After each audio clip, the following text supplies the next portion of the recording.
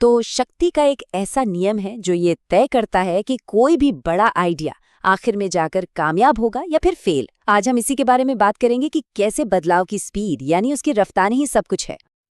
अक्सर ऐसा होता है ना, कोई लीडर आता है एक जबरदस्त एकदम क्रांतिकारी आइडिया लेकर, लेकिन अजीब बात यह है कि उसके अपने ही लोग उसके खिलाफ हो जाते हैं।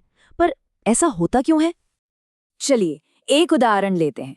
एक बहुत ही कामयाब सीईओ है, वो रातों रात कंपनी में सब कुछ बदल देता है और नतीजा क्या निकलता है? जो कर्मचारी कल तक कंपनी के लिए वफादार थे, वही अब उसके सबसे बड़े दुश्मन बन जाते हैं। पता है, इसी सिचुएशन में शक्ति और इंसानी फितरत का एक बहुत गहरा राज छिपा है। तो इस पहेली का जवाब ये हमें मिलता है रॉबर्ट ग्रीन की मशहूर किताब द 48 लॉज ऑफ पावर के नियम 45 में। ये नियम हमें सुधार का एक ऐसा रूल सिखाता है जो वक्त के साथ कभी बदलता नहीं है। ये जो नियम है ना, ये एक्शन और धैर्य के बीच एक कमाल का संतुलन बनाता है। इसका कहना है कि बदलाव की जरूरत के बारे में जरूर बताइए, लेकिन कभी भी एक साथ एक झटके में बहुत ज्यादा सुधार मत कीजिए। तो यहाँ सबसे जरूरी बात क्या है?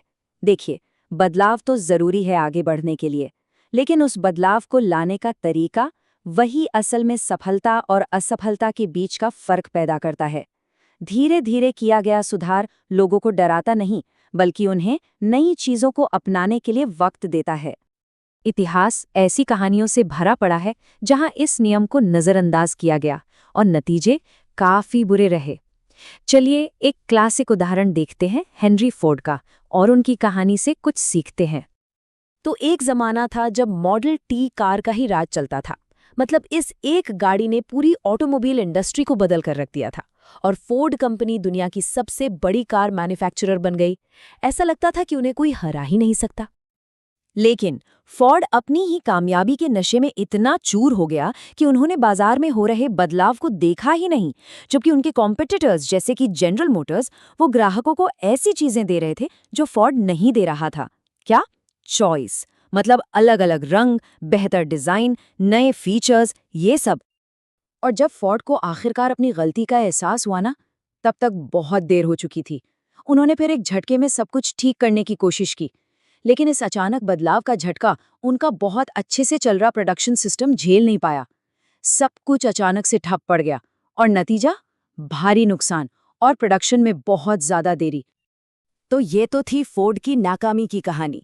अब इसके बिल्कुल उलट आइए एक ऐसी कंपनी को देखते हैं जिसने धीरे धीरे बदलाव लाने की इस कला को, इस आर्ट को मास्टर कर लिया है। जी हाँ, बात हो रही है नेटफ्लिक्स की। नेटफ्लिक्स ने बाजार की नब्ज को बिल्कुल सही समझा। उन्होंने क्या किया?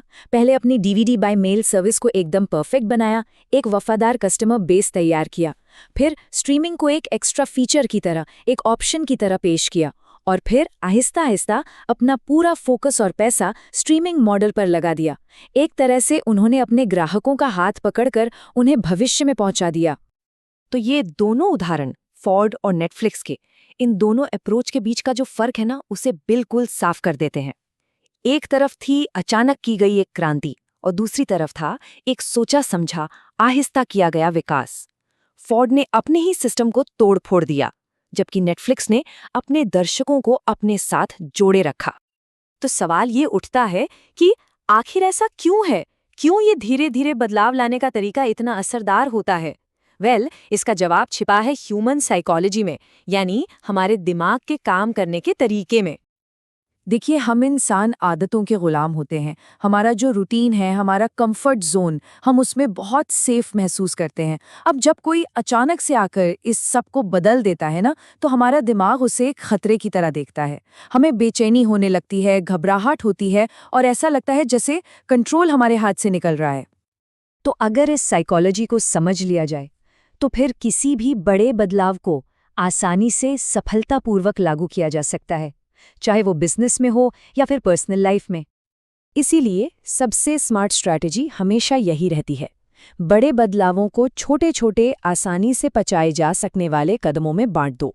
ये लोगों के कंफर्ट जोन की इज्जत करता है, उनके डर को कम करता है और सबसे ज़रूरी, नए आइडियाज़ को अपनी जड़ें जमाने का वक्त देता है। तो इस पूरी चर्चा से सीखने वाली बात क्या है? बात यह है कि बड़े बदलावों से डरना नहीं है, बल्कि उन्हें अक्लमंदी से सही तरीके से लागू करने की कला सीखनी है। तो अब ये सोचने वाली बात है कि दुनिया में ऐसा कौन सा बड़ा बदलाव है जो कामयाबी से बस एक छोटा, धीमा कदम दूर है।